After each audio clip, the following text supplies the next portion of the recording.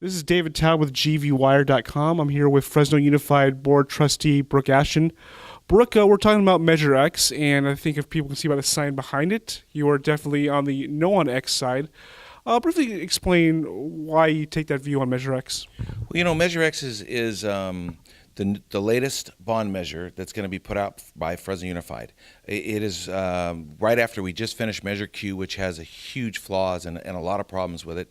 Measure X is an incomplete bond measure that has no clarity, that has no substance to it, has no list of where we're going to go, what we're going to do, and quite frankly, one of the most important things that you're going to see in this is it not only does it exclude schools, because it does, but it excludes charter schools, which everybody knows that Prop 39 was passed, and they lowered the threshold from 66% to pass a bond to 55, right? And the reason they did that, it was to include charters.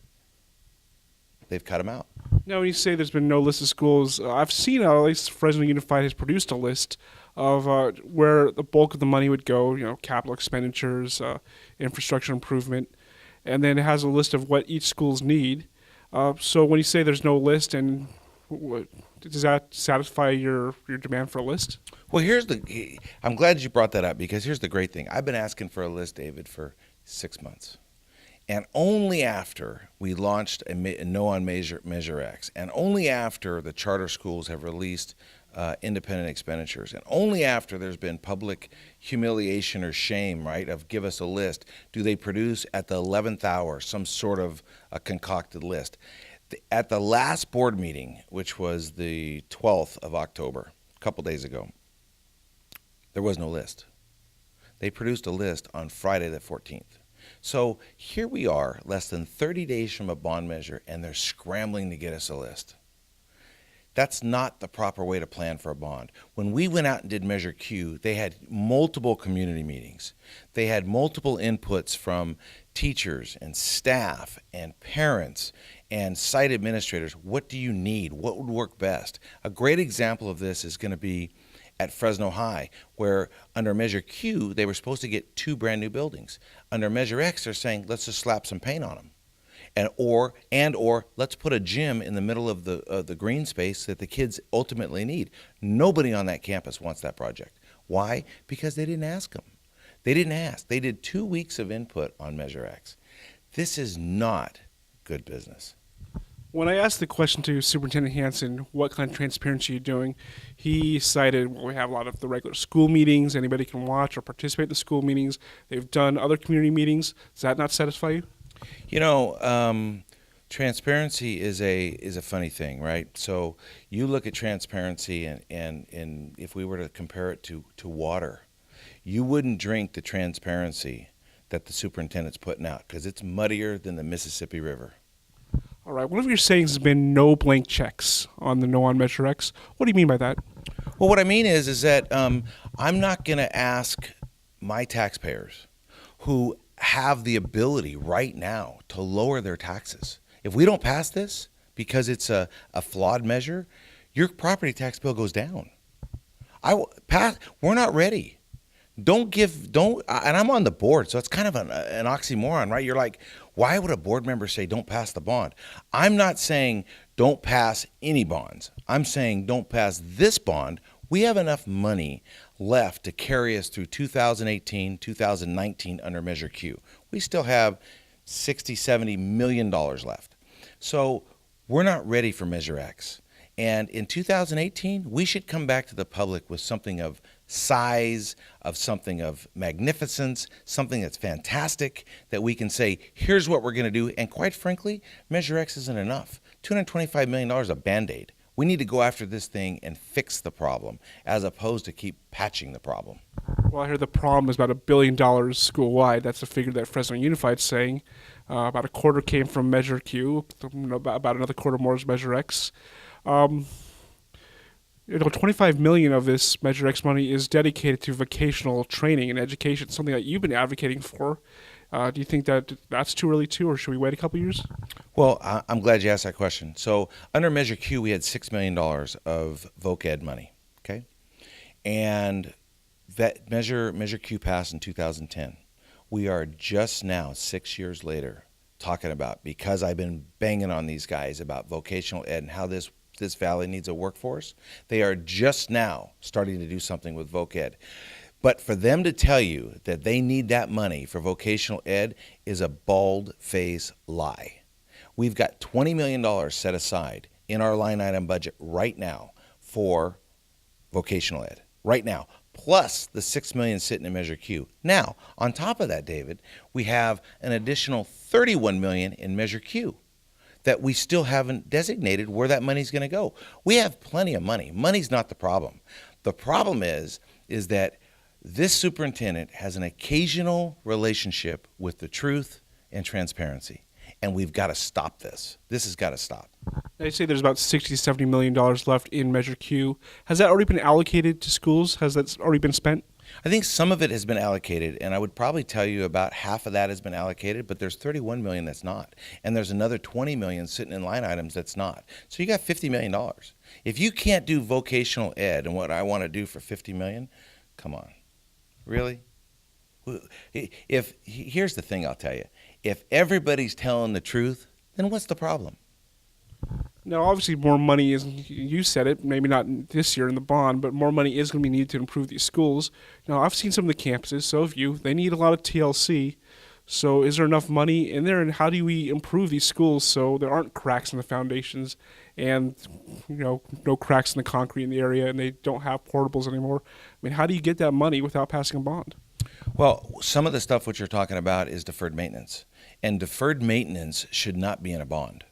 You should not pay for something like an air conditioner that could last you 10 years or something that could last you 5 or 6 or 7 years. You should not be financing that over 30 years. That's bad business. Nobody I know does that, right?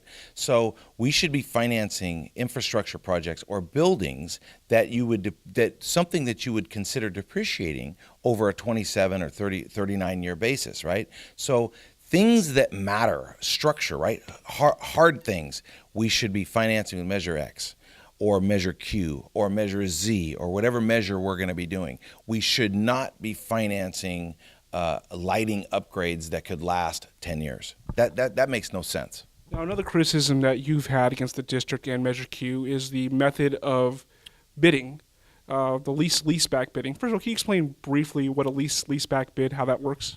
It's extremely complicated to somebody not in the profession, but let me break it down for you like this. It's really, really simple. So poor districts that couldn't pass a bond went to rich developers and said, we need a new gym. Would you finance that gym for us over 20 years, and could we pay you over 20 years at the end? And at the end, we'll pay you $1. So you finance it, you own it during that time, we'll lease it from you, and you'll lease the ground and we'll lease it back. It was designed for poor districts. Make no mistake about it. Fresno Unified is a poor district because of our population. We are a rich district as far as cash flow. We got $100 million sitting in the bank. The reason I've been so critical about lease back, and by the way, lease back is a viable option to be able to finance projects if it's done correctly. So if you were to competitively bid general contractors to get to the lease back, it's okay. We're currently doing a lease. We're currently working for a contractor that is doing a lease back in one of the other districts. But we had to competitively bid it. We were one of 3 bidders, and we were the lowest bidder on a couple of schools, and so we got it. When lease back is competitively bid, it's a great process. But it's not a good process when you send your top lieutenants in Fresno Unified to go have lunch and drinks and then dish out $124 million to one contractor. Something's wrong. Now, Superintendent Hanson, when I spoke with him earlier, said that an unnamed Fresno Unified board member utilized lease backs in his business. Didn't name names, but I'm going to say I'm probably interviewing him right now. So we've never used lease back for seal right paving.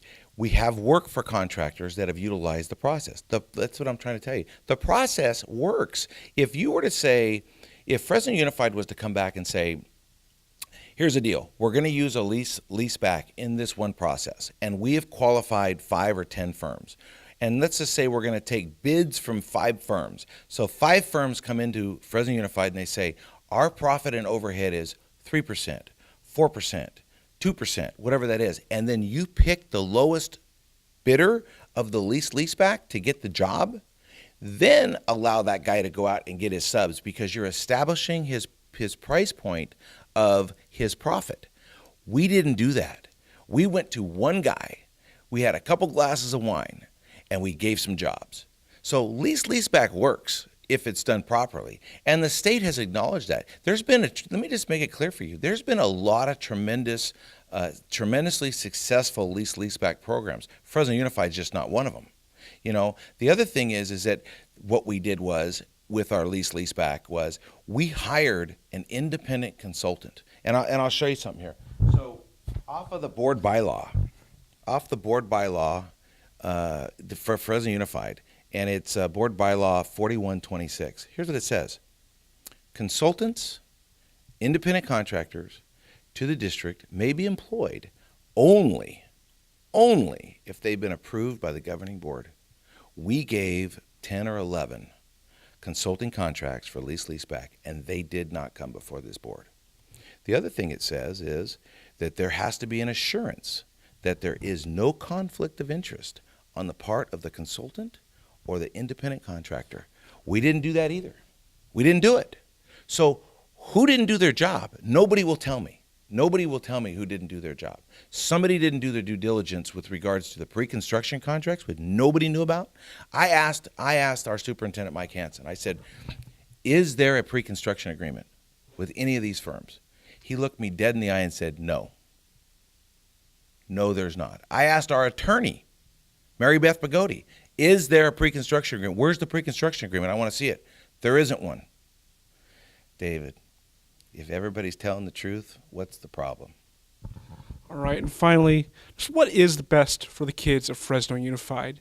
I mean, it's clear money that probably didn't come from the bond, whether it's now, whether it's later, is needed to help improve these schools. So bottom line, what's the best for the kids? What's best for the kids? That's a great question. And I'll tell you, when Bill Gates asked the same question in Chicago, and he went into one of the poorest districts in Chicago, in one of the unified school districts there, one of the high schools, and Bill Gates dumped $80 million over 1 or 2 years into this school, and didn't move test scores not 1 point. It's not money. Fresno Unified has money. First of all, we have a lot of money. Second of all, we have bond money that'll carry us for another 3 years. We have money. It's not money. Let me tell you what it is. It is the ability to have leadership. We need true leadership that will not freeze out board members, that can bring people together, that can cooperate with our teachers, that can go out into the community and relate to parents and figure out what's going on. We need Ronald Reagan. That's what we need. We need a guy that can bring people together, that will not play no more games, no more transparency games, and no more lies. That's what we need. That will solve the problem for kids.